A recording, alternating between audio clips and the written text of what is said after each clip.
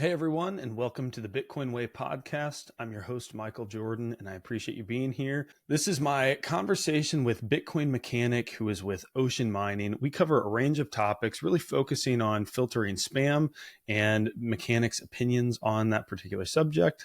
Disclosure, he has strong opinions that I tend to agree with. And we talk about the centralization challenges of mining in Bitcoin. We talk about what Ocean is doing to fix some of the challenges and the FPPS model versus what Ocean is doing.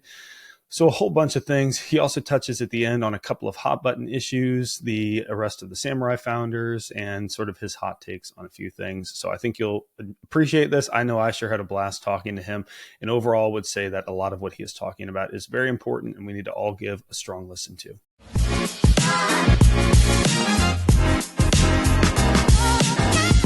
All right, everyone. Like I said in the intro, I've got Bitcoin Mechanic here. Bitcoin Mechanic, welcome to the show. Thanks for having me, man. Yeah, I'm looking forward to this conversation. This has been what I've been looking forward to since before I even reached out to you to come on and join us. But wanted to sort of explain the two reasons I wanted to have you. So first of all, I'm just a fan of the message that I think you're bringing to the Bitcoin space right now. I think it's very important, and I've listened to you, as I told you offline, on a few podcasts. And I want to get sort of clarify my own reasoning for a lot of the things I believe. And I think you're going to help do that. But the second and probably more important thing is I think right now, as we likely enter this bull run, we're going to have a lot of new Bitcoiners come online. And I think we need to amplify some of the more thoughtful voices. So for example, I've only been around a couple of years in Bitcoin, 2 years, and I'm just now reading the Block Size Wars book and beginning to sort of understand what all happened. And I think there are a lot of people who are going to enter the space and have no idea what a lot of the challenges are that we're currently dealing with and who's sort of on the right side of history as we see it, and who's maybe wasting everyone's time and resources. So I want to get your thoughts on a lot of these, but I want this to be a very like 101 level discussion. Mm-hmm. And so I want to start with just, let's make this simple for beginners. Can you describe the mining process? Like, how is a new block mined? And then I think we'll get into some more interesting things from there. Sure. So the mining process is someone that's aware of the full state of the Bitcoin network. This means and entails running a full node. That means they've verified the entire history of what's going on. Wants to satisfy the requirements imposed on them by the greater network in order to be rewarded with money. So the network is saying, we want the longest possible valid proof of work chain, with the most cumulative work. The longer and higher that gets, the harder it is for someone to rewrite history. So if you participate in that process, we will give you new Bitcoins. And if you try and violate any of the rules we impose around what constitutes a valid block, you just wasted a bunch of electricity because you mined something the network doesn't consider valid. So you can either waste electricity trying to mess with us and you won't be successful, or you can participate as an honest participant and then you can make a bunch of money. So that was always like the very crude layout for the game theory of why Bitcoin is a reliable system where the participants all acting in their own self-interest would lead us to generally have a stronger ecosystem for everyone's benefit.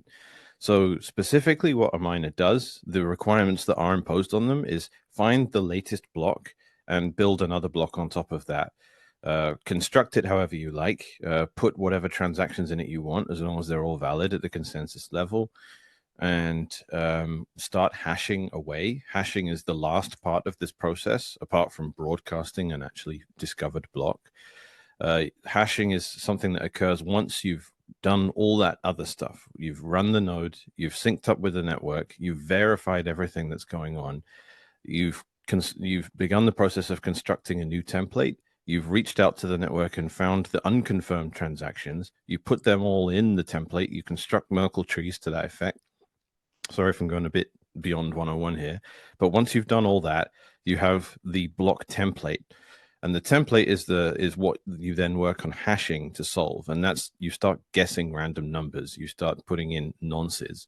And when you get a nonce that just happens by random chance to give you a certain value when you put it through the algorithm that satisfies the criteria of the nodes, once you get that, you have a valid block. and you guessed a lucky number. And this is easy for the whole network to verify. You just say, hey, I found a valid block. And the entire network goes, yeah, that's valid. And we call it proof of work because on average, you must have done this many guesses to have found that block. And there's no faking that. It's literally just, if I tell you I'm thinking of a number between 1 and 100, on average, you're going to have to make 50 guesses before you find the number. Sometimes you'll get it first go, other times you'll have to guess literally every number before you get it. But if we run that process thousands of times, it's going to work out on average. It took you 50 guesses each time on average. So that's what Bitcoin mining is. It's random number guessing that is done to satisfy the demands of the greater network. And if you're the one that finds the block, you get the new coins that are generated in that block and all the transaction fee revenue too. And once you find it and submit it to the network, the rest of the network starts building on top of your block.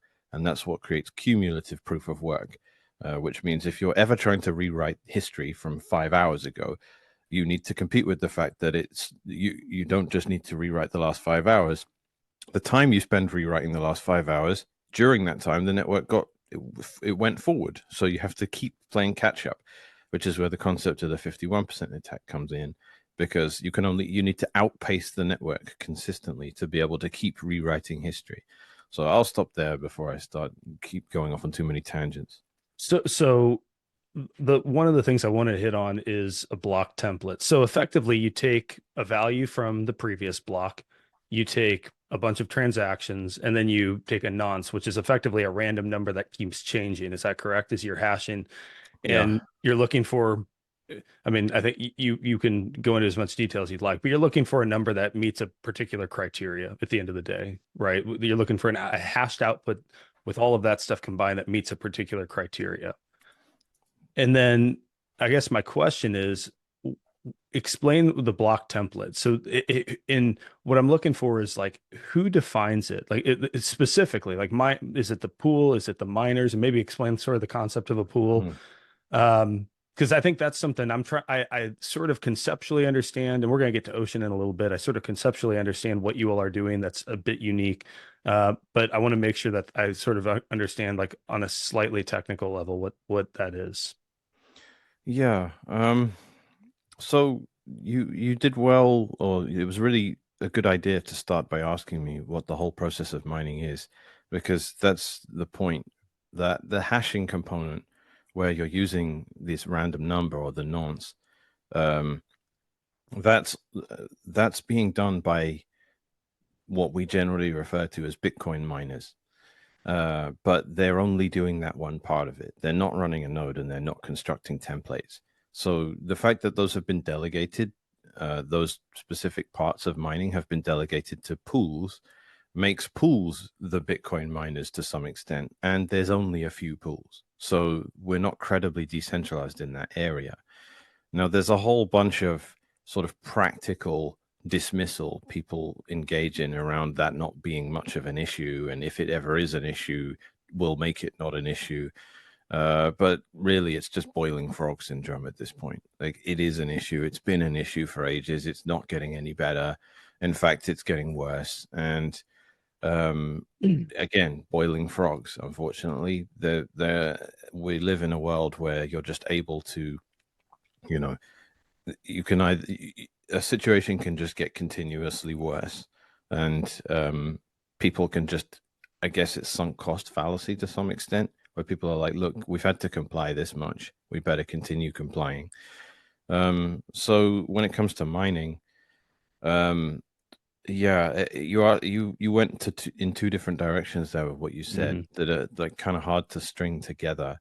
But the grinding out and actually solving an already constructed block that's done by miners, that is fairly decentralized, is pretty good.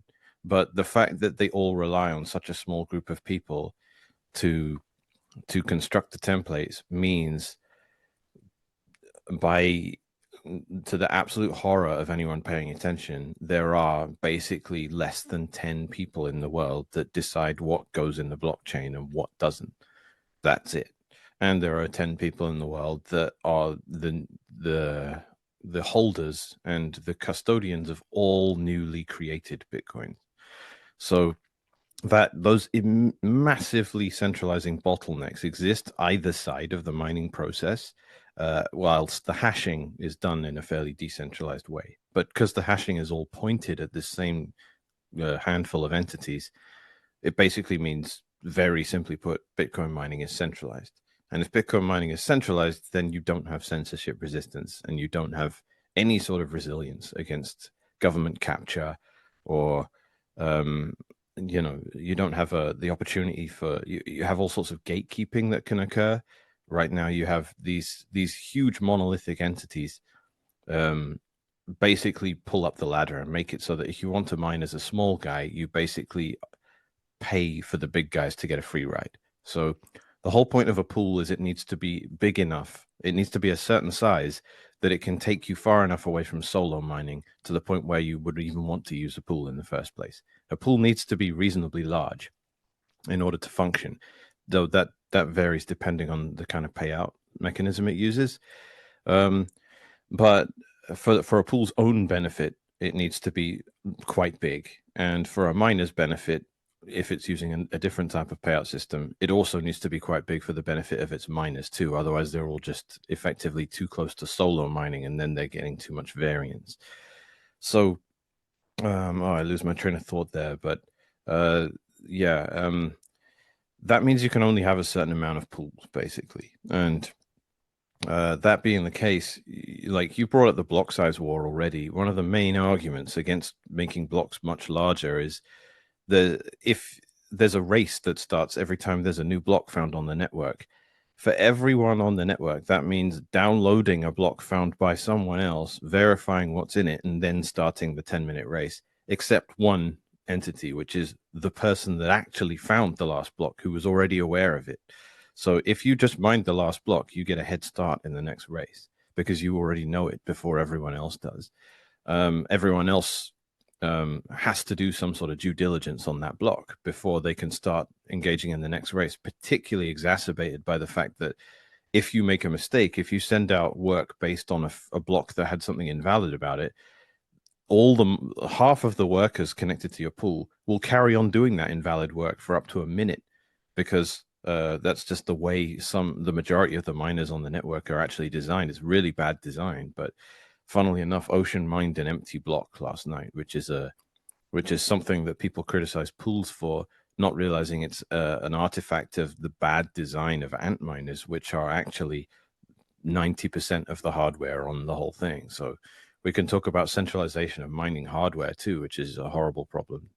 But yeah, I don't know. There's a few avenues to go there. Hopefully, we can retouch on all this stuff and start embellishing during the course of this. Yeah. Well, so the exposure, like the vulnerability that centralized mining creates is like one thing you mentioned is government capture. Well, and just general censorship resistance. So I guess um hypothetically, if 80% of blocks are mined by a handful of pools, they could collude on what transactions to allow, what not to allow. And maybe there's sort of a contention today that that happens to some degree, or is the impression that they're operating pretty independently at this point in time?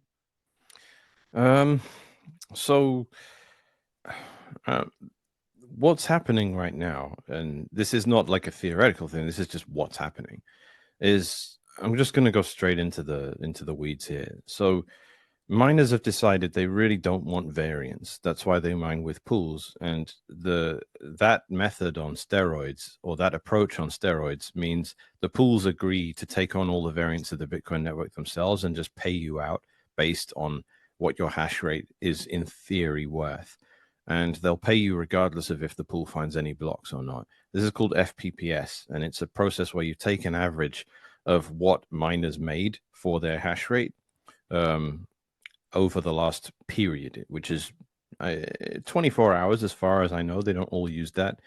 144 blocks being 24 hours on average. And they say, look, point your hash rate at us and we'll pay you accordingly. If we find loads of blocks, if we find no blocks, it doesn't make any difference. We'll just pay you. We'll deal with the randomness of Bitcoin. And that is the the main point of mining in a pool in the first place. You don't want to have to wait months for a block and then find several blocks. Even though the average is out to 100%, you might have gone bankrupt before you got through that unlucky dry patch. But delegating all that luck and variance to the pool is not a free lunch. That's what no one really understands. There is an inherent cost to saying to someone else, hey, I might earn 100 grand this month and zero the next month. Can you just pay me 50 grand this month and then 50 grand next month and square up with the ultimate random source of where that money ultimately comes from? If someone tells you they'll do that for free, I always use this analogy of airport currency exchanges where they say 0% commission, and you go there and you end up paying something like 20%. Like, okay, you said it was 0% commission. I don't know how you've cooked the books to make it look like that, but this is clearly not 0%. That's what's going on there. So there's an invisible cost, and you sort of look at it perplexed and go, wait a minute, if they're all doing that, why can't someone just, why can't someone break ranks here and do less of this sort of covert theft? Isn't there any competition? And that's where the rub is, because there aren't really any rival pools. There's such a small amount that the competition basically becomes it's more of a cartel at this point. And this the bombshell around this stuff, it was something we suspected before we launched Ocean, but the proofs are now all coming out. Firstly, Ocean miners are making way more money, which is because we don't use FPPS, right? We're basically the only pool left that doesn't use it.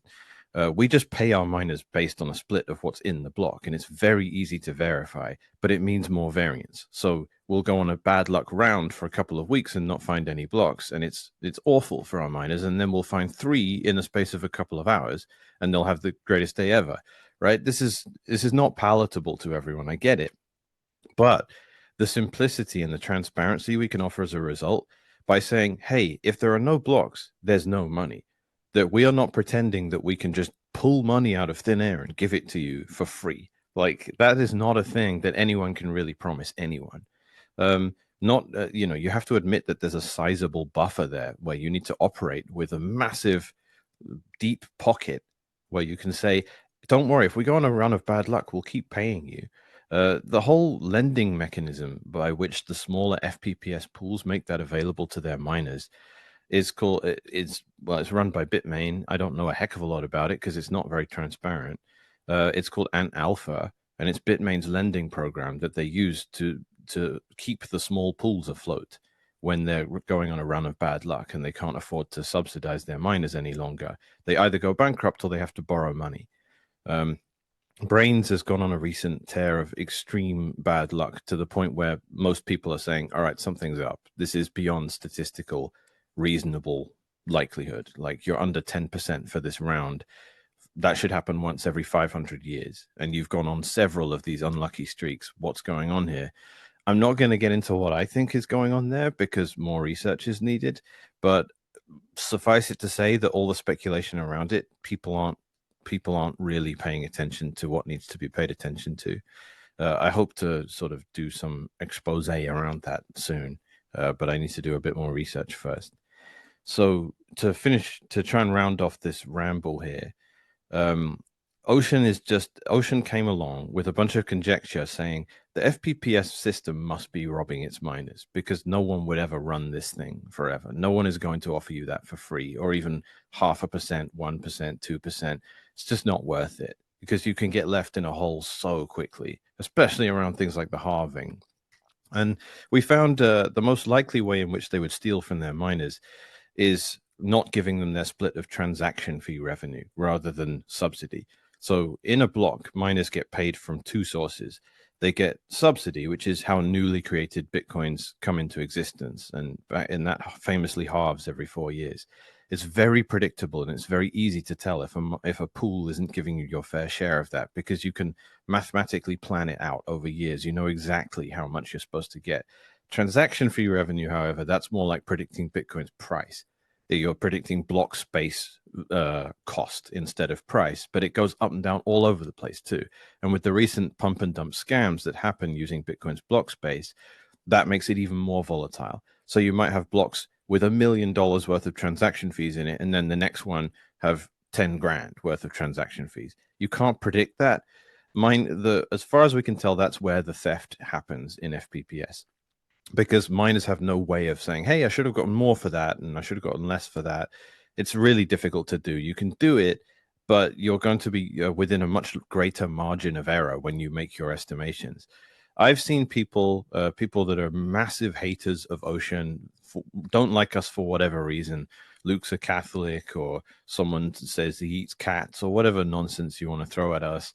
Like, I've seen people that are of that particular opinion saying, fair enough. I've done my calculations and I'm losing around 4 or 5% versus what I should be getting from the FPPS pools. Ocean doesn't do that. So here's the history of Ocean since we launched.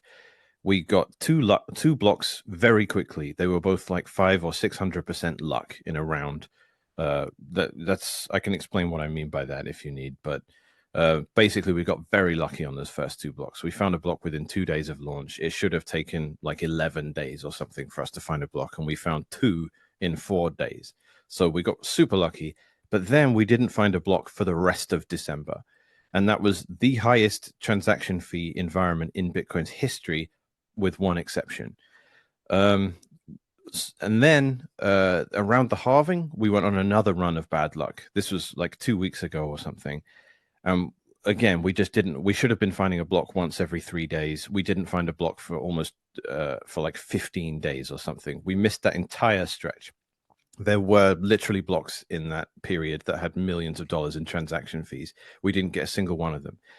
Despite this, Ocean is still paying its miners on average more than the FPPS pools, despite When having got when unlucky. when you say paying them more, you mean in like nominal terms on a monthly or annual basis, like or per like how are you defining paying them more?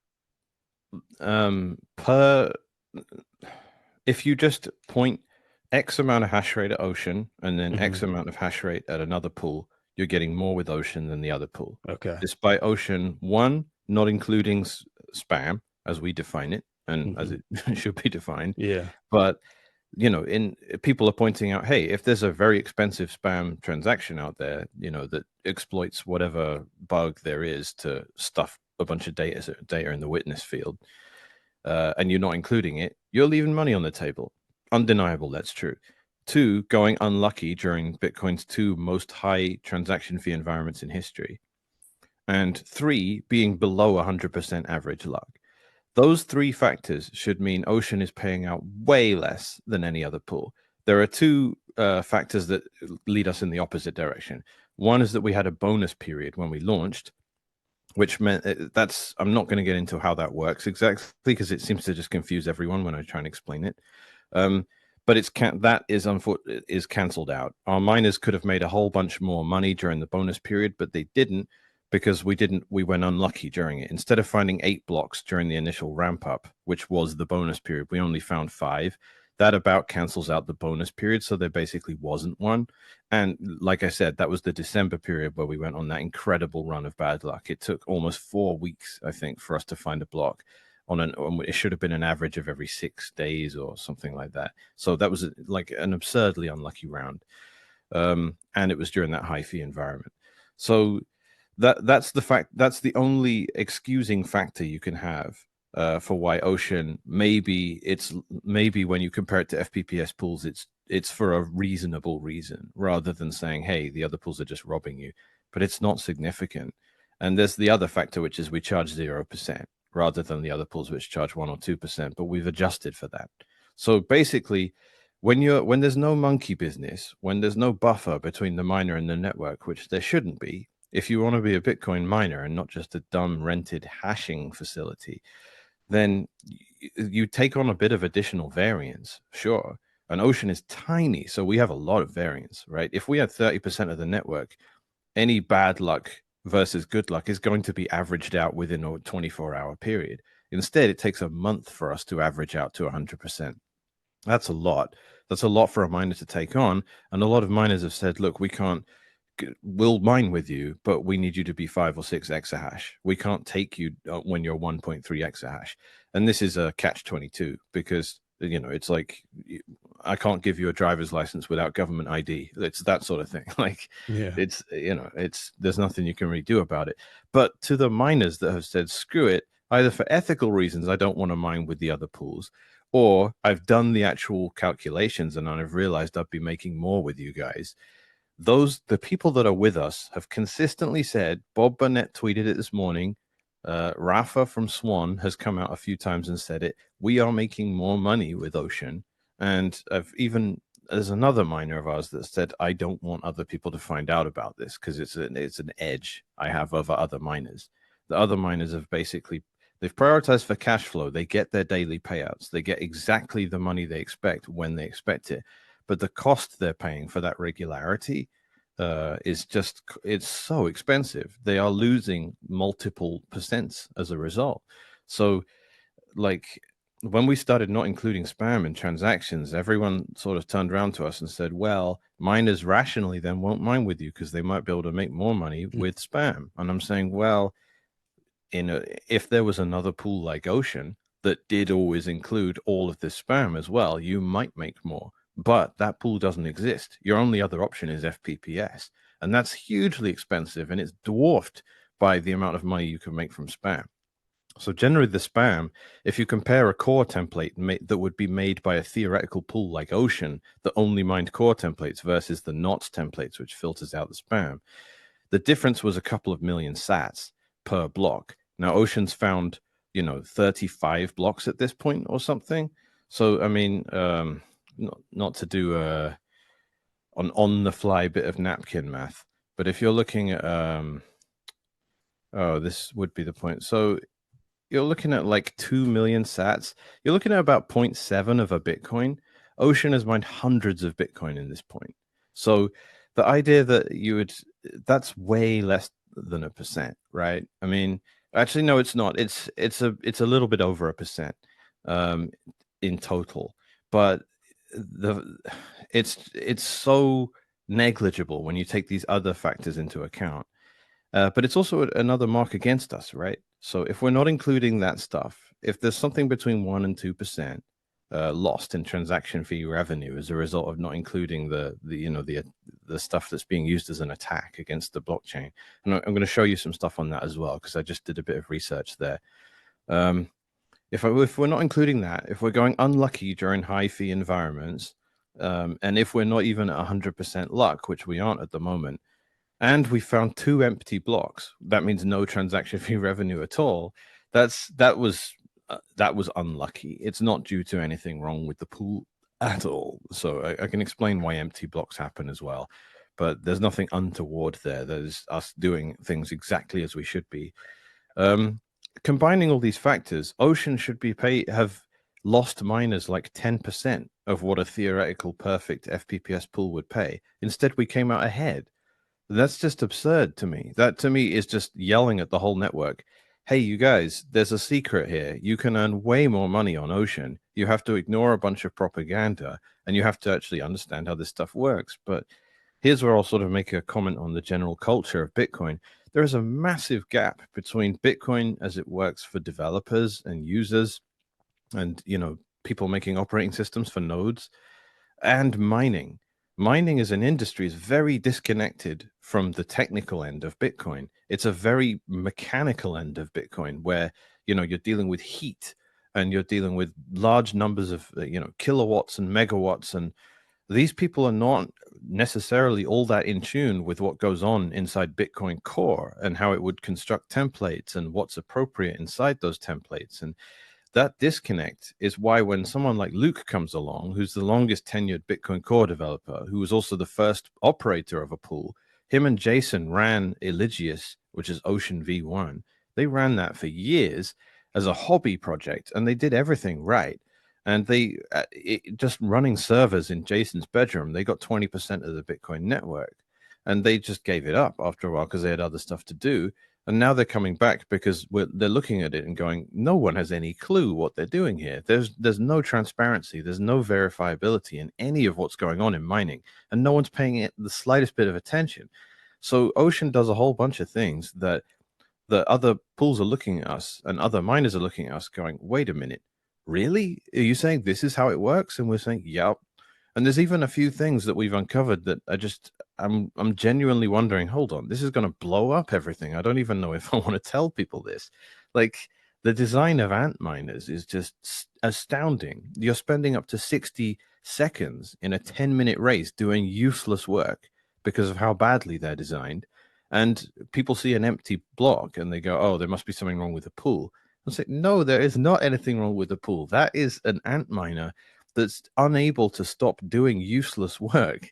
Like every time the network finds a new block, every pool sends out new templates to all of the workers attached to their pool, which is tens, hundreds, millions, tens or hundreds of thousands, if not millions or tens of millions of individual workers or miners that all get updated with new work and they just carry on doing the old work until they've cycled it out of their system.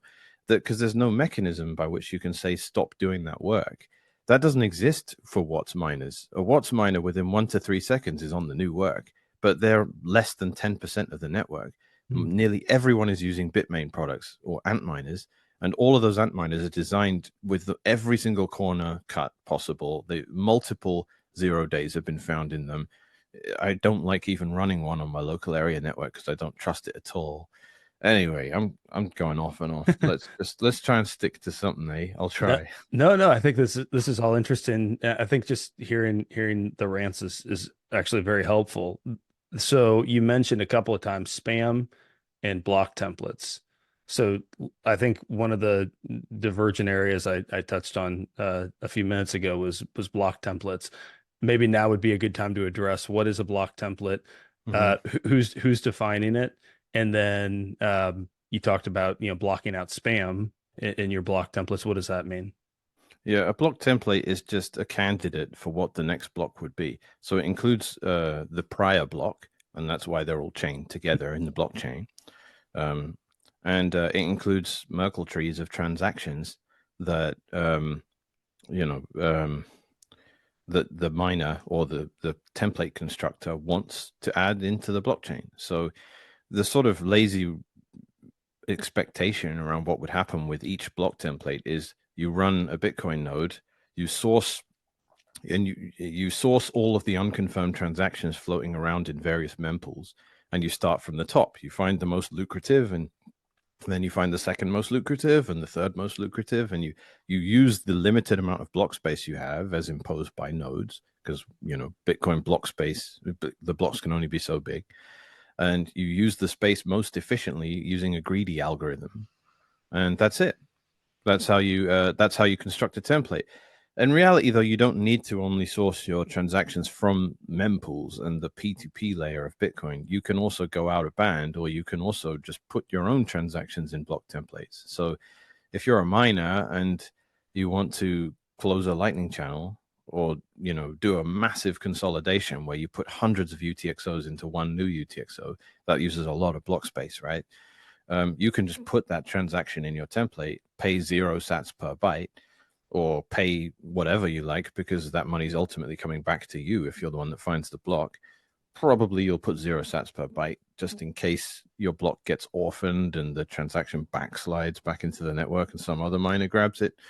Probably not worth going into that, but um, yeah, that's what a template is. That's what the construction of it entails. There's sort of lazy assumptions around it. You have pools run accelerators now.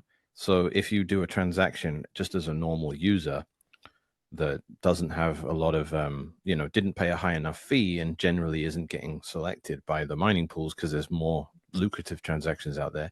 Accelerators are out of band services where you can pay via some other process like credit card or maybe a lightning payment saying, hey, can you miners, I will give you this much money if you put it in the next block.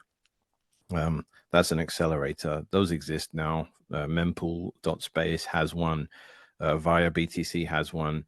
Antpool have one. And this is how there was recently a massive bombshell dropped where we discovered that the Antpool's accelerator will it leaves a footprint. You can tell when templates are being constructed in order to satisfy the customers of that accelerator.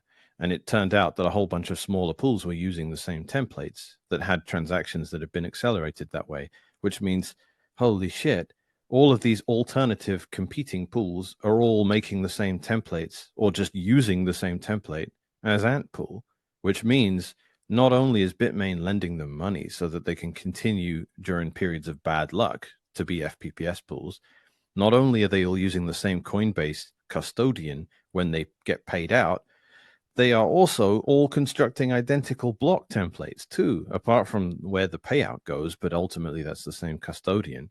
So you have a bunch of tiny pools out there that are looking like the competition to the big guy, but they're bankrolled by the big guy, and they are making blocks that they are told in a fashion that they are just making their miners that are attached to their pool mine Antminer blocks, mine Bitmain blocks.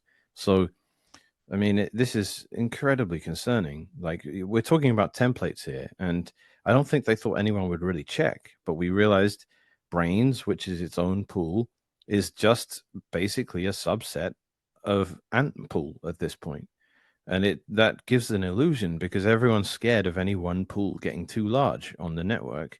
But if the smaller pools are just as a part of the bigger pool, it provides us with an illusion of decentralization that we don't really have. That's just horrible. And it's being done cynically because obviously Antpool don't want to get too big and scare everyone because they'll lose a lot of hash rate and the price of Bitcoin would probably drop as people lose confidence in its decentralization and its resilience. So they're incentivized to keep up appearances by saying, hey, small pools, do what we say. We'll lend you money, but you need to construct templates that we tell you to construct. And we need you to do it in a certain way. And as a result of that, you basically have the appearance of greater decentralization without actually the reality of it. So that just is horrifying to me because it shows that Bitcoin is, if they're not paying attention, they are looking for the appearance of decentralization. They're not looking for decentralization. Like the fact that a pool would do something like that, would say, hey, I know if my pool gets too big, everyone will leave. So I'm going to make it look like we're smaller than we really are. That's just so cynical. And the fact that people fell for it or are falling for it currently, that's just really depressing.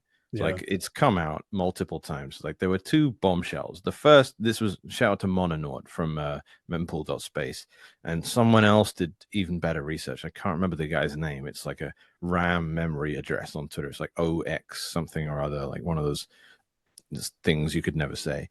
But yeah, the first bombshell was holy shit, 10 pools are using the same custodian, Kobo. That's not good. They're all one entity. Then the next one was holy shit, 10 pools are all constructing the same blocks. So really what we thought was 10 pools is actually just one pool in effect. Not to mention all the hardware being pointed at these is all maintained by the same guy running the biggest parent pool in that scenario. And not to mention that the payout mechanism, FPPS, is only sustainable for the smaller 9 pools because it's all bankrolled by the parent pool. So you basically have Bitmain running the show in Bitcoin again. They make all the hardware. They're running more than half of the pool stuff as well. So that's just beyond centralized. Like there's nothing credibly good about that. That is shitcoin level embarrassment, and we don't get to have a superiority complex and go there's Bitcoin and shitcoin. They're the same at that point. There's no real difference there apart from like a sort of cultural, like we have more Austrian economics people in this part of the crypto. Like that's Yeah. not good enough. Yeah. Yeah. So what is, describe how Ocean then is how you go about constructing block templates, to what extent, you maybe put that in the hands of the miners themselves Yeah. and the implications of that. Like if everyone started pointing to Ocean, is there something about the way that you're structured that creates more decentralization, even if you had 100% of hash rate pointed at you? Yeah, well, so first off, we pay out our miners in the Coinbase. So as I said earlier, when pools are constructing templates, they always just pay the pool itself in the reward. And those are virgin Bitcoins. They have no input. They're the magical transaction in a block where the coins don't come from anywhere. They're the newly created coins miners are allowed to create for themselves as a result of mining a block. And in that contains transaction fee revenue as well. So uh, in no cases, apart from like rare exceptions, like if P2 pool finds a block, which is like once every 5 years or something, um, it, in no other cases do you have a mining pool that says, hey, you are our 16 biggest miners. All of you are going to get your split in the actual structure of the block template itself. So we never take possession of that. And because we start at the top down, that means around 90% of the newly created coins that come into the network via Ocean never touch our fingers, ever. That's not true in any other case. So the fact that you have around, let's say, 5 or 6 credible other pools out there, that means 5 or 6 other people get they are the new custodians of all newly generated bitcoins ever come in. The fact that Ocean comes in and adds another 16 or so because it sends directly to miners means we've decentralized the custody, or the control rather, of all newly created coins. We've way more than doubled it. So that's a massive element of decentralization. Who owns the newly generated coins? Into whose hands do they go? Ocean massively decentralized that just by virtue of the way we construct our templates. The next is we have more than one template available to miners. This is a stopgap solution because we are creating a mechanism whereby miners make templates locally and they just ask the pool for the reward split. This is way superior to something like Stratum v2, which does. I'm not going to start attacking SV2 because I need to know more about our own solution first, but it's whatever. Like, miners that point at Ocean have a choice to make. What template do I use? And this basically comes down to how much arbitrary data do I want to allow in blocks or not. So Ocean, like the whole point of mempool policy is that there's some variance in it in the first place. If everyone's using the same exact default structure provided for them by Bitcoin Core, then pretty much all blocks are going to look identical anyway. It kind of defeats the point of decentralizing the template constructing process in the first place. So Luke, who is a founder of Ocean and wrote the original mining pool software and ran Ocean V1, which was Eligius, and the first mining pool operator, legendary status there for a very good reason, is also the maintainer of Bitcoin Knots, which is the number one alternative implementation of Bitcoin after Bitcoin Core. Obviously, Bitcoin Core is what most people use. Bitcoin Knots is basically Bitcoin Core with more user configurable stuff. It's not a ground up re-implementation like BTCD or something. Do you have to And be more technical to run that? Like that is that no, like it's just if you are, then you can you do can leverage you it in a you could certain you way? have yeah, you're allowed to do more with it, but you don't, it's not any more difficult. It just has different defaults and it makes some things user configurable that aren't user configurable in core. But it also has older defaults. Like the op return thing is the main thing I'm remarking on here, because op return was basically a compromise that said stop storing arbitrary data in Bitcoin, but if you're going to do it, we will provide a mechanism that doesn't do as much harm as anything else because we can make it provably prunable. Op return outputs are provably unspendable. So if you want to stick arbitrary data in them, we can prune it off our nodes without ever worrying about having an incomplete UTXO set. So op return came into existence off the back of that rationale, which is, like people are going to do bad things. Let's give them the best way to do the bad thing so that it causes the least amount of harm. And there was some debate around how much of that should be allowed by default. And Knots has the old default. Core has since become more permissive. Um, Famously, the late Samurai wallet was just above Knots's default, but within Core's. So when Ocean came out, some of the stuff Samurai did wasn't allowed in our default template because Knots hasn't touched the size of permitted op returns by default since 2014, which is before Samurai was even a thing.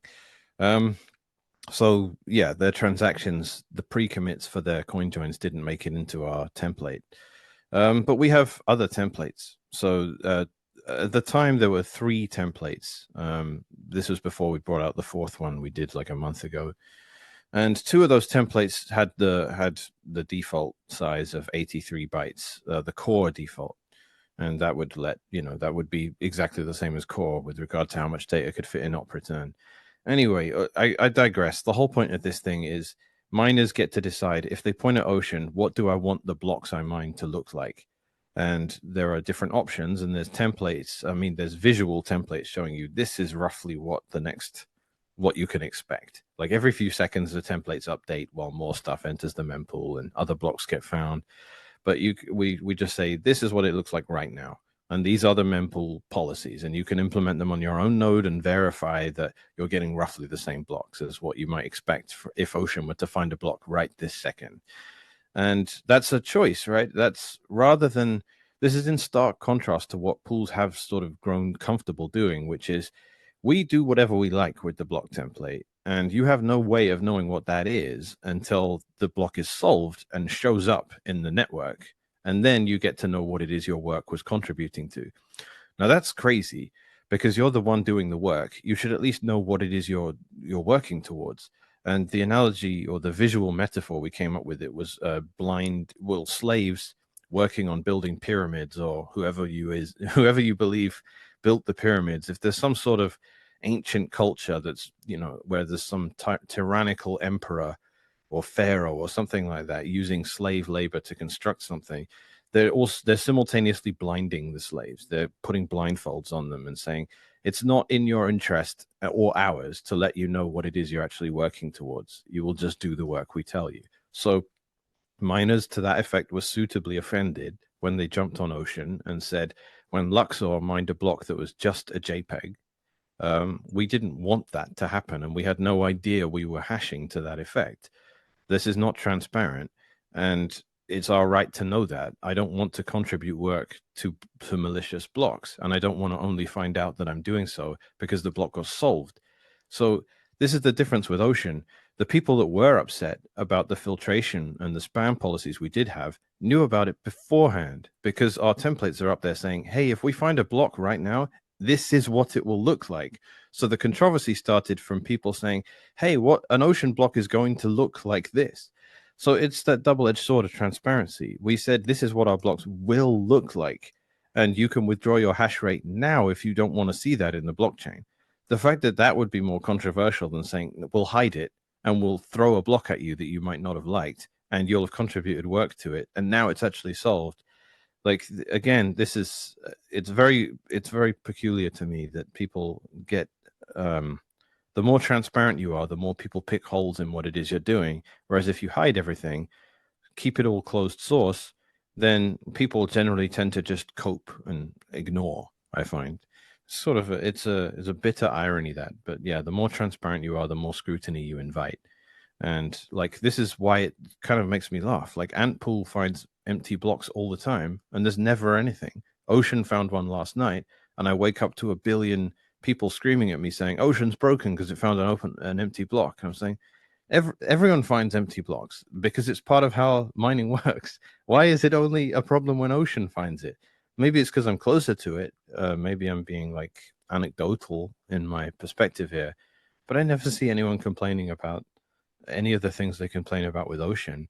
And we're 0.2% of the network. We're absolutely tiny, and people like all day I have to deal with fake drama and controversy, and it just makes me think someone really wants us to die because we're blowing the whistle on the whole mining ecosystem. We brought transparency to it, we're decentralizing it, and we're undermining the FPPS scam.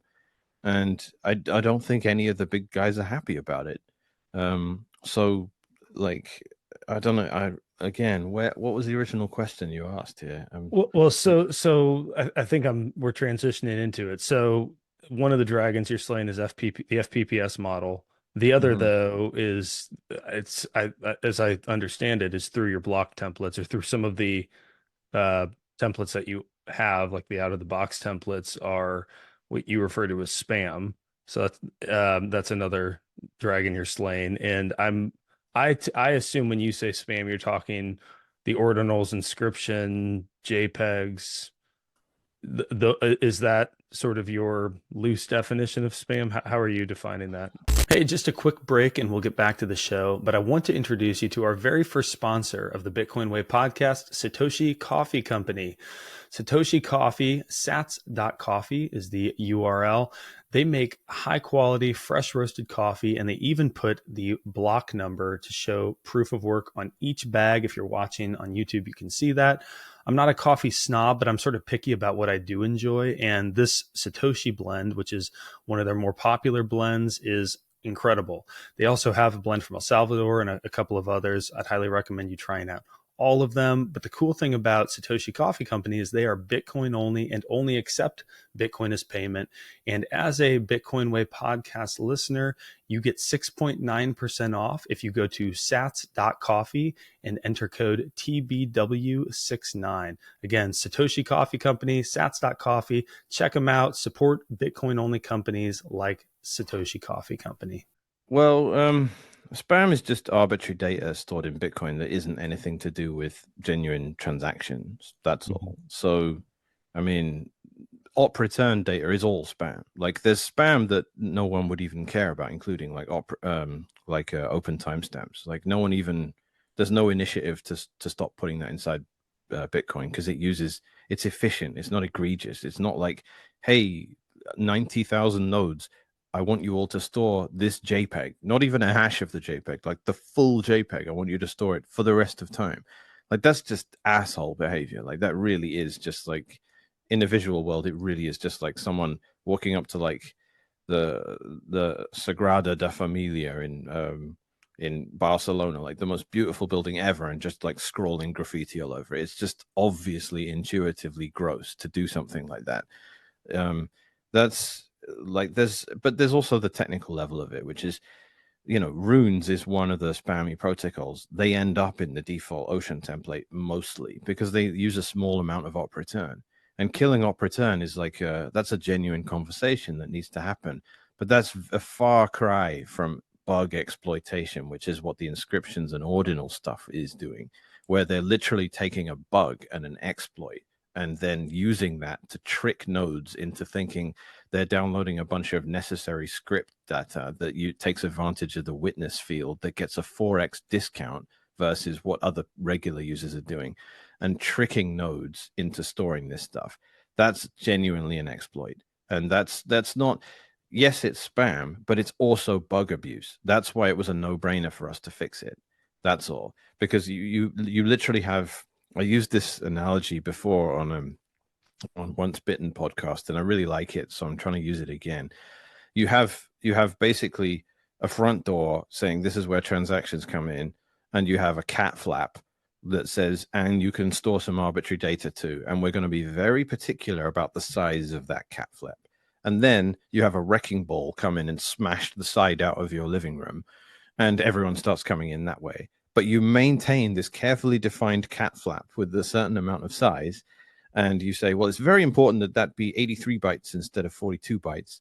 And like other people are tapping on the shoulder saying, there's a massive hole in the side wall of this house where elephants are walking in. Like, why do we care about the cat flap? Why is that there at this point? Like we've said, we will allow cats in, but not dogs. That's why we've like turned that cat flap to exactly that size. And we're still debating this. Why do we even have that if there's elephants walking in the side of the door? Like, obviously, there's something broken in our design, right? And the core developers all just went, there's nothing we can really do about it. Like, people are using it, they're going to use it. Someone makes a bit of money every elephant that walks in, even though it's a pain in the ass having a bunch of elephants in our house. Like, there's, like, we're just going to allow it. There's no obvious fix for it. And I'm saying, but the cat flap doesn't make any sense anymore. Why do we have the cat flap? Like, get rid of it or close the hole in the wall over there so that they're forced to use the cat flap, but don't have both. It doesn't make any sense. It's incoherent. Why do we have a data carrier size limit anymore that controls exquisitely how large that cat flap is if you're going to have a massive hole in the wall that everyone just roots around? So that was it. Like the inscriptions and the ordinal stuff and BRC20, all that just used the hole in the wall. It went, screw the data carrier size limit, screw the policy. We'll just get around it because no one's paying attention right now. Like people are too busy engaging in sort of philosophical whataboutism and talking about censorship and all that to realize, holy shit, there's like a massive bug in Bitcoin that's being Mhm. exploited. We need to fix this. Like people just fell over themselves and got tripped up on the ideology of it and realized this is just broken here. And then there's the other analogy I used, which is like you want people to be free to drive where they want to drive, and you build roads to that effect, and you want freedom. That's not, you can't take it to the absurd extreme of saying the road is, there's an issue with the sewage system in this town, and the roads are all flooded and 3 feet high in water, and people have started sailing boats down the road. Now you can't drive on them at all. That's not freedom anymore. That's just bad design, right? Mhm. Like, so now you have the blockchain is full with crap that's very expensive for nodes to process, that is a bastardization of Bitcoin's use case. That's not freedom. That's just design failure. And trying to make the stuff work properly is not censorship or undermining of Bitcoin's reason to exist. It's literally just engineers trying to build a functional system. There is no targeting of specific people or anything, and there's nothing being done at the behest of a government. And there's not even any slippery slope or precedent set by it, because we've had spam filters forever. Like we've had a strict control on the amount of arbitrary data that's permitted, with the assumption that if you want to go around that, it's going to be way more expensive. Like if you want to start storing data inside fake public keys, or even if you want to use up return, it's at least expensive. Giving them all the witness discount, like it's cheaper for them to go through the hole in the wall as an elephant than it is to use the cat flap because of the way the witness discount works. This is all just complete, like this is an accident. It's lamentable, and it just means Bitcoin's in a really bad state and it needs fixing. So so all that, back to the templates and the way Ocean designed it, all we did was fix that bug. We said, look, if you're going to use the hole in the wall, understand that the hole in the wall is now also managed by the same variable that controls the size of the cat flap. So you can go through the cat flap or you can go through the hole in the wall. But if the node has data carrier size equals 42, which is default in knots, or data carrier size equals 83, which is default in core, that's how big the cat flap will be and the other hole in the wall. So pick, because it's the same. You're going to pay the same either way. Now, there's also data carrier cost, which you can say, all right, for some reason, this one, although it's the same size, the hole in the wall rather than the cat flap, but it's also cheaper, unfortunately, than the cat flap. So we make that more expensive. Now there's some sort of race to the bottom environment there where other pools copying us would still incentivize people using the fixed hole in the wall rather than the cat flap, because it's cheaper, because it uses more witness.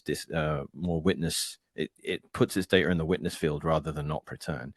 But nonetheless, it's a start, and it's an attempt to make Bitcoin coherent again. Otherwise, like I'm actually more fine with getting rid of the cat flap and saying this didn't work than I am leaving it and like arguing about how big it should be when there's a massive elephant-sized hole in the wall. Got it. Hey, are you okay on time? I know we're No, I'm good. I have another thing in about 55 minutes, so okay. Yeah, you're good. we don't have to go that long, but I said a couple of Yeah, questions that are off of this topic. go Uh, for it. so one is I think recently and it'll have been a month and a half once this comes out, I think, but recently you had I think a hot take on the Samurai Wallet founders being arrested. Oh And man. why don't you explain your hot take and why it seemed, I think if I recall your tweet, you were sort of at odds with the consensus amongst most Yeah, Bitcoin Twitter.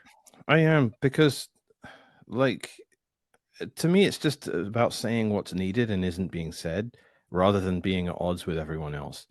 Like I am somewhat at odds with everyone else nonetheless, but I don't think it really needs to be said. Like what happened to them is wrong. They shouldn't be in the situation they're in right now.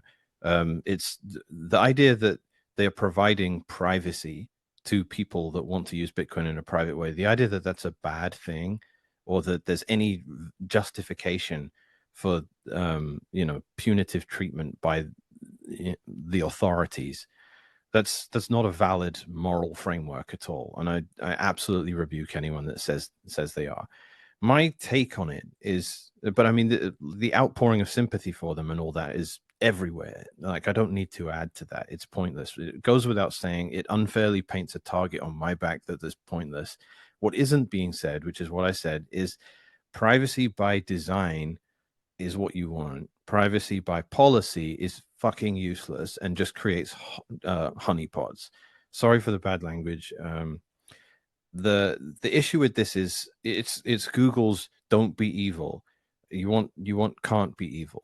Like, I don't want you to have all my data, and then because you're an awesome guy, you're just not ever going to give that up. So Samurai are now in a position where they have data they shouldn't have, that, and they're now going to be faced with forever in prison. Uh, do they give up the data or do they not? The reason I've been recommending for years people don't use it is because there are other services out there that give you privacy, where if the founders all get arrested and have a gun held to their head, they don't have any data that they can give the authorities. It's much worse for the founders in that position because they don't have anything they can bargain with, but no trust is required. And Zelko is the guy that makes he works on Ronin Dojo, which was the good way to use Samurai. And we had a long argument on Odell's podcast. And he kept saying to me over and over again, why wouldn't you trust Samurai? They've done so much for privacy. And I kept saying, because you shouldn't have to.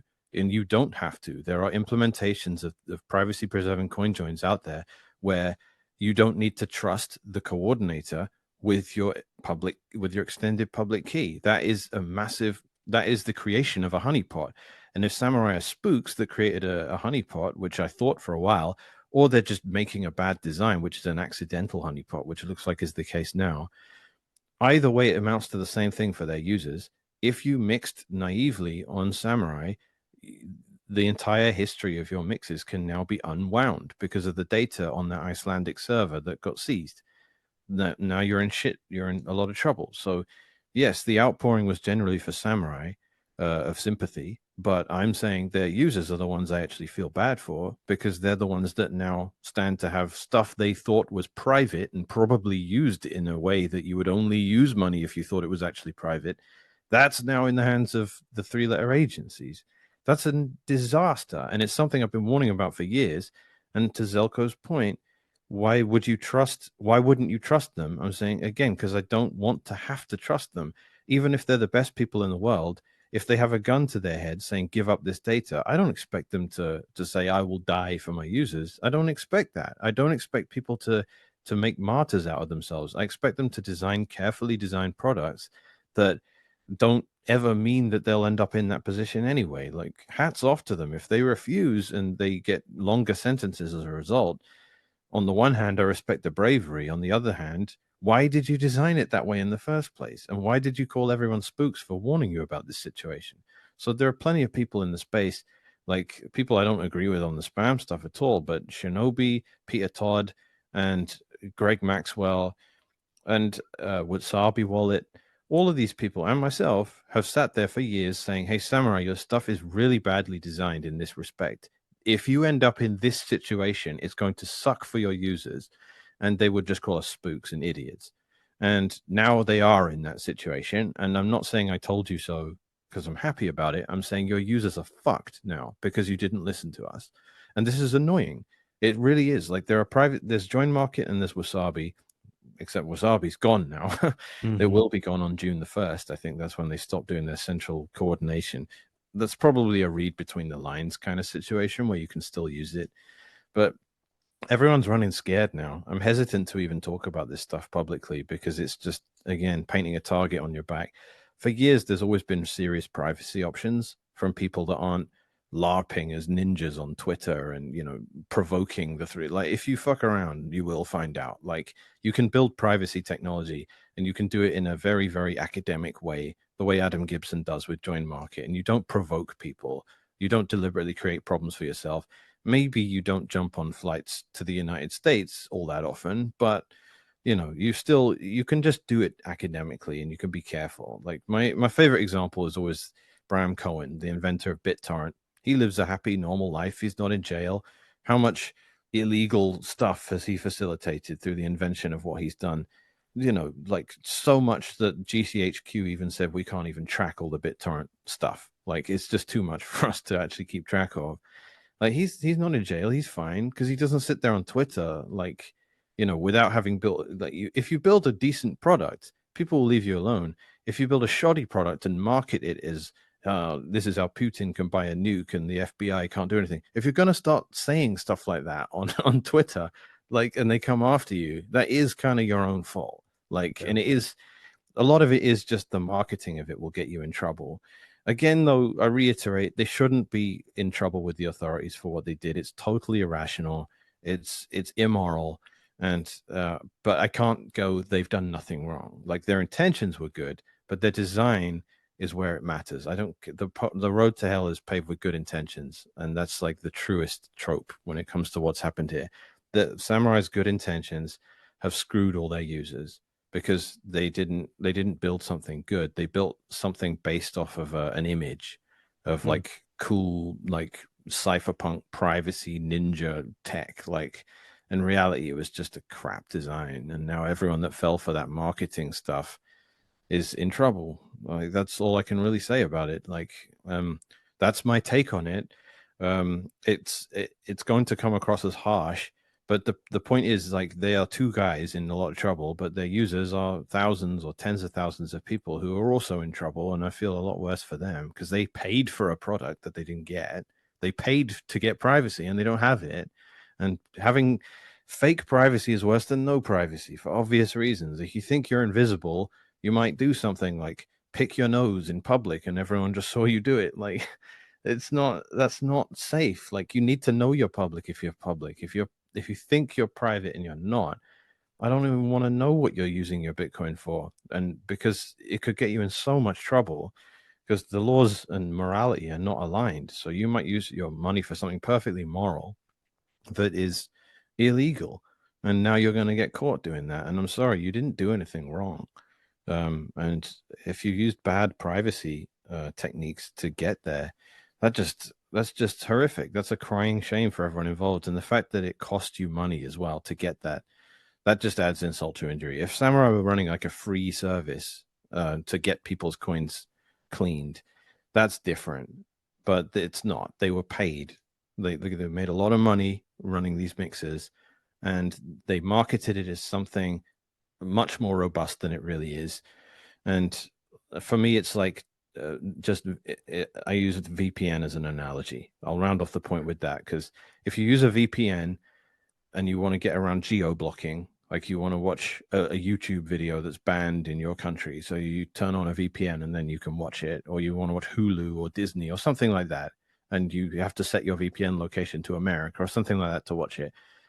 Right, fine. But if someone's trying to tell you use a VPN and then you can go and buy, you know, heroin online or something like that, no freaking way. That is, you know, that the VPN is likely a honeypot. If that VPN is like advertising itself on every YouTube video in the world, like NordVPN or something like that, everyone's heard of NordVPN. The idea that that is not a honeypot, whether intentionally or not intentionally, is so naive that I cannot entertain anyone seriously with it. It's so you can break on-chain heuristics with bad privacy tech like Samurai. You can make it so that someone just looking at the blockchain can't connect an input and output anymore without access to Samurai servers. Fair enough. But the idea that you're secure from three-letter agencies doing that is a joke. All you've done is paint a massive giant, red flag on that UTXO and have a specific history with it on a specific server in Iceland. That's all you would have been better off doing nothing at all, and it would have been cheaper. So combine all that, it's just appalling. I find it appalling. I really Yeah. do. What I'm most annoyed about is the fact that there was no maturity around it. I wish they'd have just turned around. Like I wish they'd just turned around and said, "You're right. Like we need to stop exposing this sensitive data to us. We need to develop a mechanism that isn't hard to do at all. We need to use a protocol where users can engage in coin joins and we can coordinate everything without being able to connect the inputs and outputs on the server side because that paints too much of a target on our back. We don't want the heat. And if we ever get compromised, if our server gets, compromised, it won't matter for our users' perspective. They could have done that. It's not that technically challenging to understand the difference. Like I'm pretty sure I've explained it well enough here. And if you're not going to do that or not even try, and you're just going to call everyone spooks that points it out for you, you're going to be a laughing stock. So they were every single person I know in Bitcoin, like without single exception, except Odell, was considered samurai a laughing stock and said, "Don't go near it with a 10-foot pole." And so no one I know personally was hurt by this because no one I know uses samurai. Friends don't let friends use samurai. And yeah, I'll finish the point there. Yeah. That's basically my take on it. So last sort of topical question, and this is I'm going out on a limb here because I have done no research into this, don't know what it's about, but I saw something. I think you shared something about this digital ID thing that Michael Oh Saylor yeah, is launching. Could you maybe just really quickly define what that is and then share your opinion? again elephants going through the side the hole in the wall. Like I ran into Sailor at Madeira, the Bitcoin Atlantis conference, and increasingly over the last year, he's been talking more and more about, bananas on the blockchain, which is this just like laughable concept of if you put stuff in the blockchain, it becomes true, which is just not right. Okay, the only thing you can do with arbitrary data inside Bitcoin's blockchain is prove that that data existed then and not after. Like, so if someone says, "Hey, I wrote this song and here it is in the blockchain at block height 900,000," if you can point to a hash of the same data in block 890,000, then you can say, no, I had it before then. That's it. You don't, that doesn't prove anything else, right? So if you upload your will and testament, which is one of the things he came up with, into Bitcoin's blockchain, it proves that someone uploaded something that looks like your last will and testament into the Bitcoin blockchain. It doesn't prove you are of sound mind. It doesn't prove that you owned any of the things in that will. It doesn't prove that there wasn't a legal document that existed elsewhere, that didn't get uploaded into the blockchain before that supersedes it. In reality, all these sorts of forms of intellectual property and intention for what should happen with assets that aren't anything to do with Bitcoin itself, they all get enforced in real world. And the blockchain can maybe be used as an oracle, in a way that maybe someone wouldn't deny, but it's no more effective than an email. So if I sell you a JPEG, I can email you saying, "Hey, this is your JPEG now." And that's the end of it. That's as effective as uploading any form of intellectual property into Bitcoin, because at the end of the day, no one else cares. The blockchain does not enforce the ownership. It can't. And this is why it's so annoying that they will store all this stuff inside Bitcoin. There's other reasons they do it too, which are potentially more valid. But what Saylor was coming out with was just, hey, if I upload my will into Bitcoin's blockchain, that's somehow amazingly better than the mechanisms we have in place at the moment. And I'm saying, no, it isn't. It doesn't do anything. If Michael Saylor dies and there's a dispute about where his billions of dollars go, no one's going to say, he uploaded it into the blockchain. It's irrefutable. Of course, everyone will contest it. They'll say that wasn't really him uploading it. That's all. Yeah. Like, or they'll say there's another one here, or you still need a court to come along and say, all right, here's where the assets go. And we agree that what's in the blockchain is actually valid, which is just the same as an email. Like, you can literally just show the court an email where Michael Saylor emailed you saying, "Hey, I leave my $1 billion to my eldest son," or something like that. The court still has to come along and say, "All right, we consider that the thing," and it doesn't matter whether it's in the blockchain or the email. So So yeah, He's a smart guy though. yep. Do you think do you think there's another reason for this, or do you think he just is missing on like everything he just said makes a lot of sense? Like Mhm. this is all handled off the blockchain, like Yeah. to your point. So like is he missing something and just didn't think it through, or is there another reason he's doing this that maybe is not his marketing? Look, there's a million people out there that will call him a spook and point out like MicroStrategy's office is like 1 block away from the NSA's headquarters or something like that. I'm not going to do that. I don't actually even think that. Like, I'm not doing that cowardly by saying that and saying I don't agree with it. I genuinely, maybe I'm naive. I don't tend to assume people are spooks. I just don't. I think in this case it's just ignorance. Like, like, yeah, I didn't even finish my train of thought there because I keep getting sidetracked. Sorry about the ADHD. I No think worries. it's with, like I said, I ran into him in Madeira and I was like, I keep hearing you talking about bananas on the blockchain, right? Which is the bananas on the blockchain meme is like, if I pick a banana in Guatemala and I write into the blockchain, Jose Rodriguez picked a banana in Costa Rica, and then I sent it to, Nicaragua, and then the guy who gets it in Nicaragua writes in the blockchain, Jose Rodriguez sent me this from, Nicaragua, and now it's in Guatemala. Just it's the idea that as the consumer, when you buy that product in New York or whatever, you can check the blockchain and go, wow, I know the entire history of this banana. It literally could have just been on a bit of paper as well, like, because you're still Mhm. trusting that all of that really happened. It doesn't matter if they can also just say, and by the way, 2 + 2 = 5, and put that in the blockchain too. It doesn't mean any of it's true. It just means that someone wrote some stuff in the chain.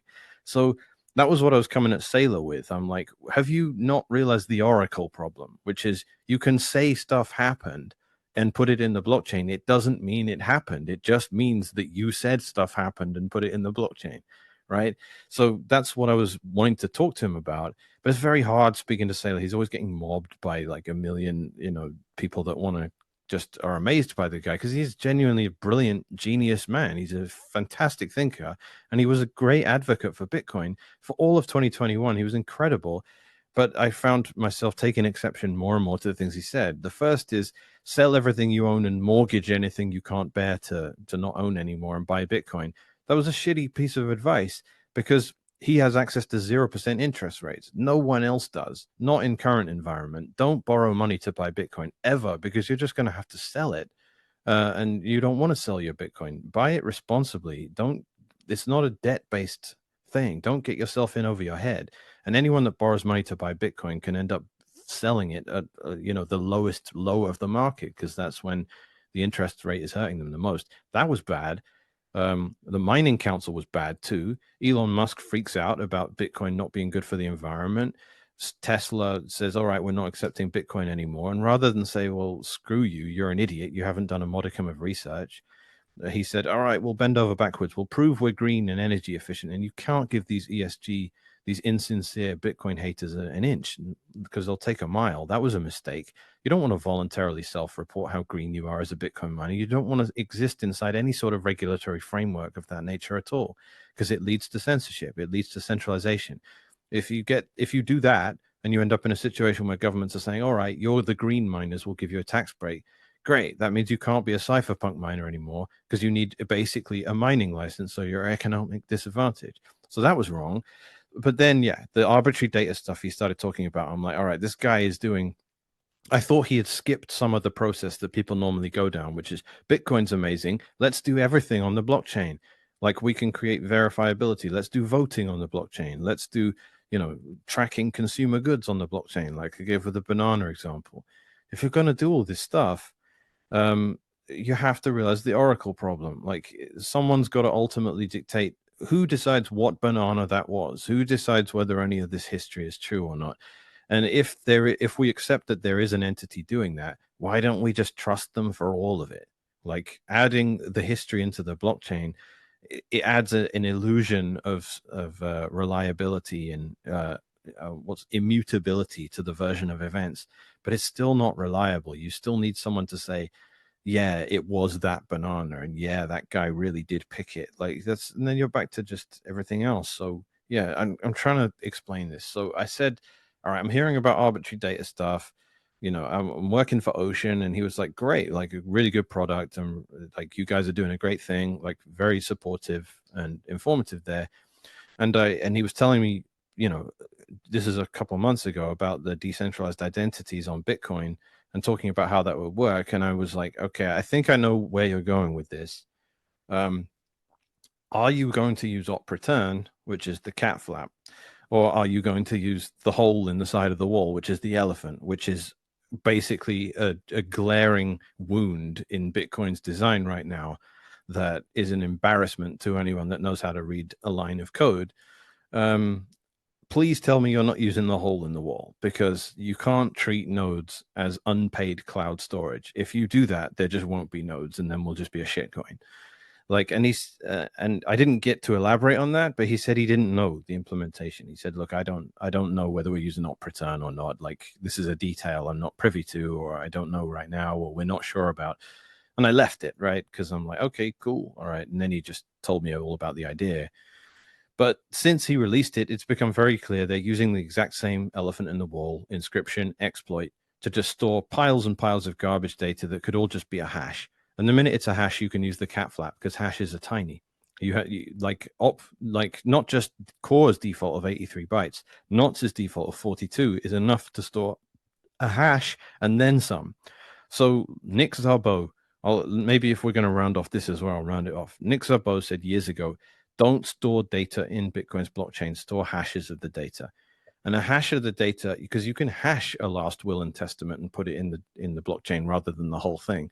It's actually 100% as good because you're always going to need to testify as to the fact that that was actually something you did. And that being the case means you can always maintain the ability to decrypt it from the hashed version into the actual data. And anyone can prove that that will hashes into that data that's in the blockchain.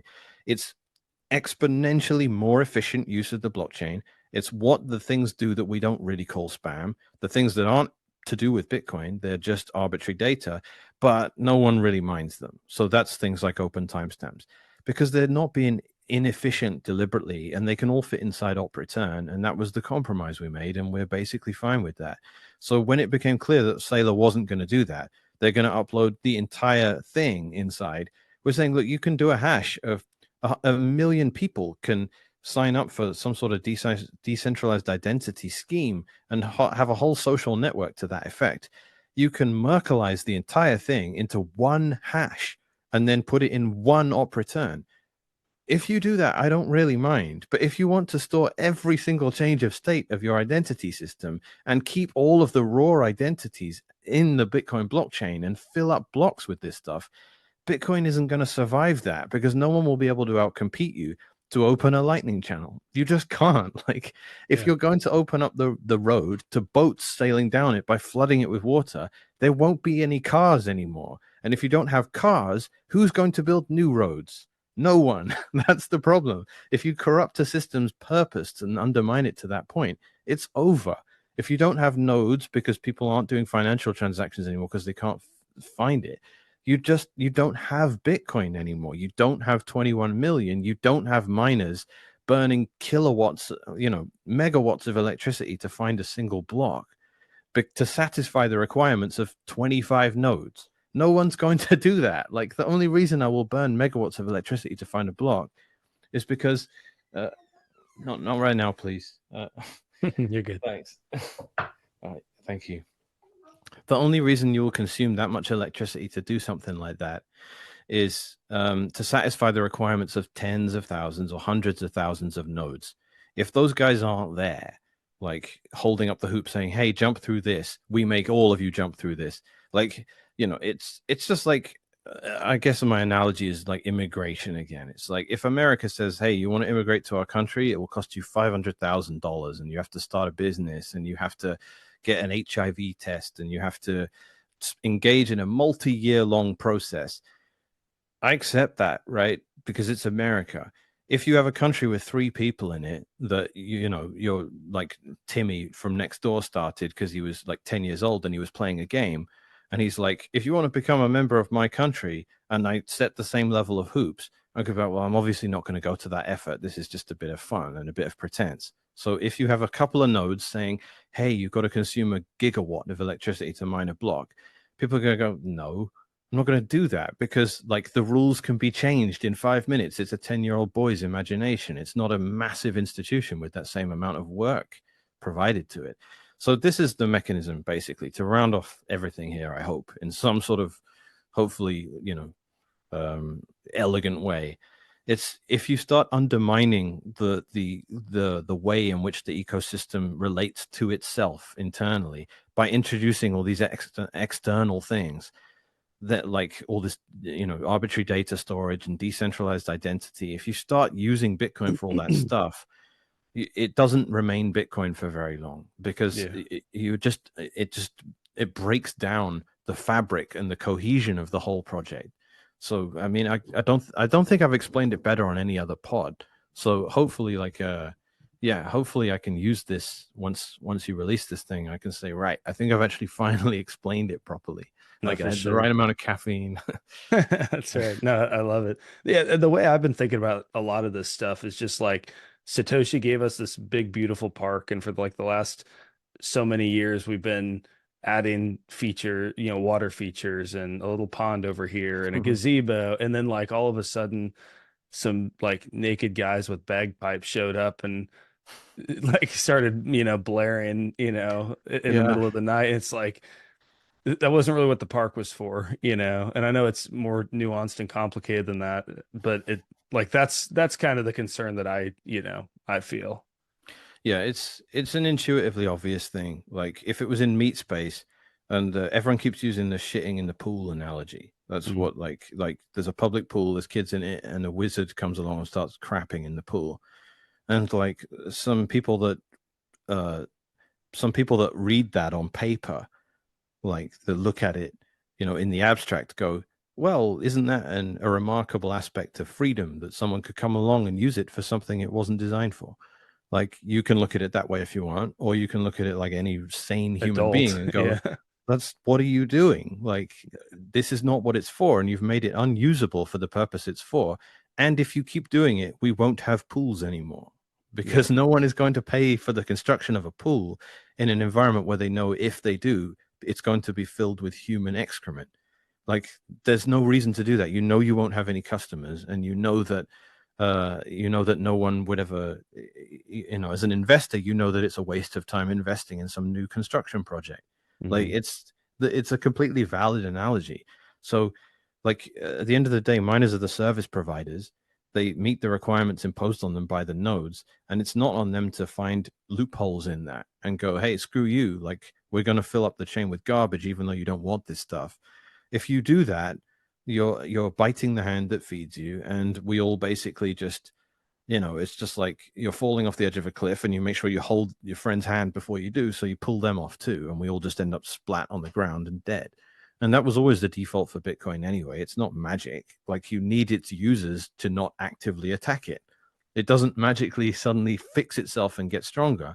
If you have miners getting paid money to sabotage the project and everyone goes, oh, that's a good thing. I'm like, well, it doesn't, it's not a good thing. It's just over. Like, so Mr. Michael Saylor, I'm saying if you treat nodes as unpaid cloud storage, where there's a security guard at the front of the building who lets you in if you give him a bribe, like that's no good. Like the nodes are going to get annoyed with that. The nodes are going to refuse to run. And hold on, here's what I should have mentioned like a long time ago. I'm at 95 hours now on my Raspberry Pi trying to do the initial block download. I'm in the middle of April 2024, so I'm finally nearing the end of it. The minute I hit 2023, which is when all the UTXO bloat started, it slowed to a crawl. I could get through the entire process of syncing a Bitcoin node in 2022 on a Raspberry Pi 4, which is 50% as powerful as the hardware I'm running here, in under 48 hours.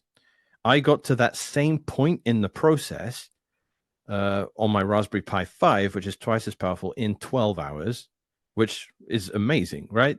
That's how much the technology has improved. But even though the technology has improved that much, it's taken me another 83 hours to get through just last year. That's how bad the attack is on the network right now. And that's technology that is 4 years in the making. Raspberry Pi 4 to Raspberry Pi 5 took 4 years for us to get that technological advancement and for us to get a 50% improvement that didn't in any way touch the sides of how big and unwieldy the UTXO set has become. This is an attack. Every year it's going to get that much worse, and it's going to take multiple years for us to get technology that can't even keep up with how bad it is per year. So it took 4 years to get something that couldn't even outpace what happened to the blockchain in 1 year. So the idea that technology is improving, we can handle all this bloat, and it's going to save us is demonstrably false. And I've rigged you can see it behind me. That's the Raspberry Pi 5 there. There's an air filter on blowing cold air at it the whole time. I've got a heat sink on it. I've tried two different drives, and most importantly of all, I've rigged it. it doesn't even connect to the Bitcoin network. It connects directly to my laptop node. So I've taken all of the peers out of the equation. There's not like a bad peer on the network that's serving me blocks slowly and making me do it really slowly. There's no Tor. There's none of that stuff. It's as fast as it can possibly be using gigabit Ethernet. I've rigged it. This whole thing should have been, if Bitcoin had carried on the way it was prior to 2023, I would have done this whole process in about 20 hours. Now it's going to take over 100. That's not sustainable. That means a year from now, we'll be at 200, 300 hours.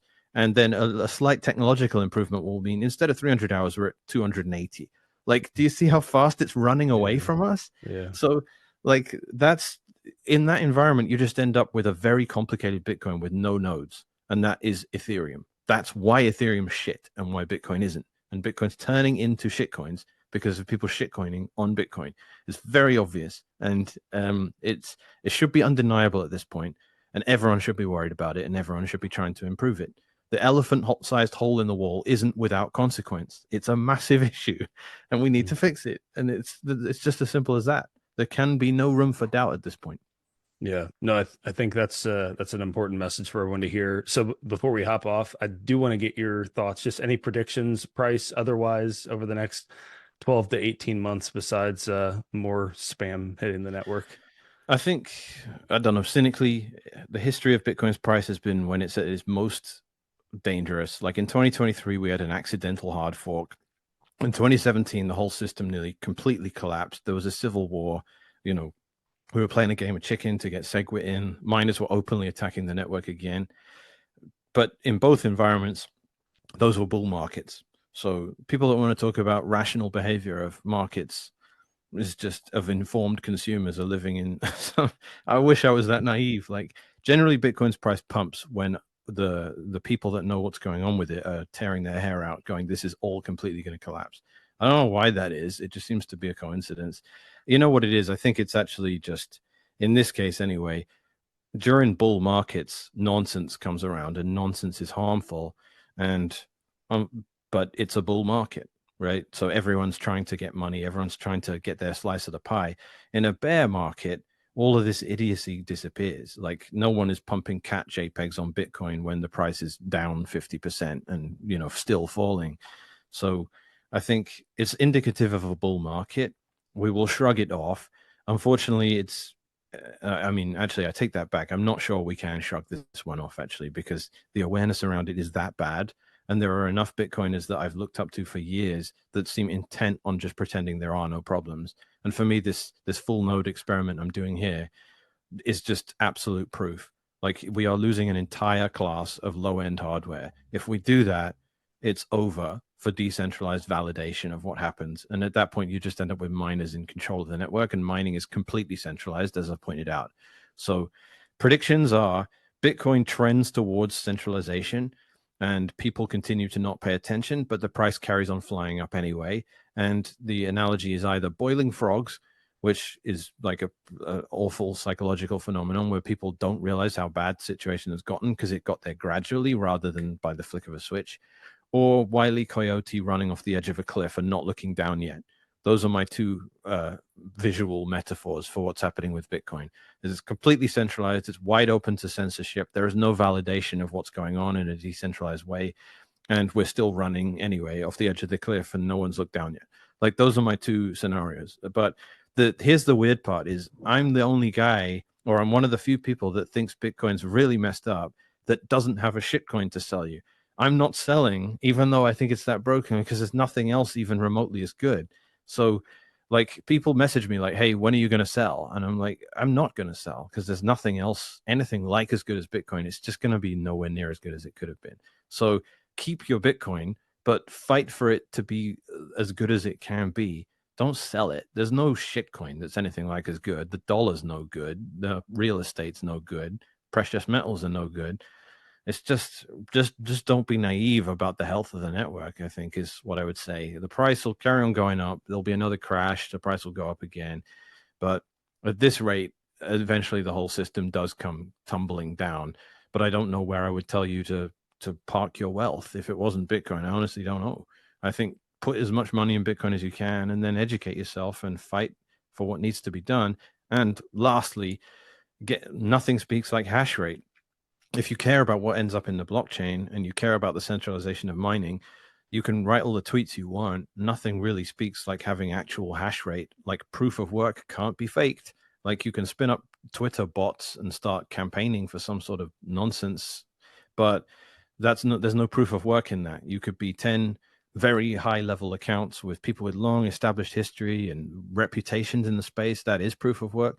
Or you could just be random bots, right? Like you can spot the difference, but there's work involved in that.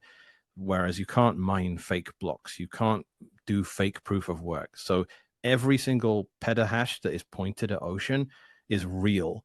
That's people that are doing real work and they are saying what it is they want the blockchain to look like. And they are explicitly stating that. And fortunately, they make more money than anyone else. So it's like that's the ultimate beauty of the whole thing. If you can ignore the FUD and you can do your own analysis, you can mine with Ocean and you can make more money doing something which is actually good for the long-term health of the network. Every reason to do it. So come mine with Ocean. A lot of people who mine with us that have never mined before. So that's great. And that's a real heartwarming feeling. Like there are people that are just in Europe paying like $1 billion a kilowatt hour. Like I know I used to live there. So yeah, nothing speaks like hash rate. That's it. Terrific. Proof of work, mine with Ocean. It's a good way to end it, man. Hey, so tell everyone where they can find you online, how to hook up with Ocean, any sort of handoff you've got. Yeah, sure. You can mine with Ocean more easily than any other pool because it doesn't require that you create an account. It's permissionless. This did mean we had a high threshold for a while, but now we have Lightning. So we just found a block last night, and everyone's Lightning payouts have gone out already, even though the coins aren't even mature yet. You have to wait 100 blocks before you can move newly mined coins. A little known Easter egg of Bitcoin that no one knows because pools deal with all the newly mined coins, but not Ocean, right? So, yeah, mine with Ocean. You'll earn more money. I feel confident saying that at this point. I was incredulous for a long time about how that could really be true, but it is. Our miners are repeatedly telling us that they've made far more with Ocean than they did with the same hash rate pointed at other pools, running rigorous scientific experiments there. So that's at Ocean. Well, that's just ocean.xyz or at ocean_mining on Twitter. Me personally, I'm at grass-fed Bitcoin on Twitter, and I'm called Bitcon Mechanic. I have a YouTube channel too, but I don't tend to upload much to it when I'm busy, working for whatever company I'm working for. And we're also affiliated with Start9 as well, where I used to work. They make the best node in a box plug and play thing that there is. We officially recommend that. Ocean does. We have a link where you can buy Start9 products and you get 5% off. And that's the easiest way to run Bitcoin nodes and Lightning nodes. And, we don't want to accept the notion that no one will ever run nodes. But if we want to fight that battle, we need to make it very easy for people to run nodes and offer great customer support around it. So that's what Start9 do. That's what Ocean pushes people to do. And this is how you bring sovereignty back to Bitcoin. You fight these battles. Awesome. Mechanic, thank you so much for your time, man. This has been a lot of fun. Important words of wisdom. I hope we can get this message out to a lot of people. And I know you just continue making the podcast circuit. Keep spreading the word, man. Cool. Thanks so much for having me, mate. All right, cheers. And that's a wrap.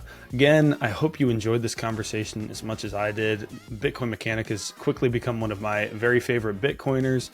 Up there on the Mount Rushmore for me personally. Again, I love what he's talking about. I think this is all we need to be defensive in our posture about Bitcoin. What are the ways that it could be attacked or could be its impact diminished? And I think he's talking about a lot of these things that we need to all consider.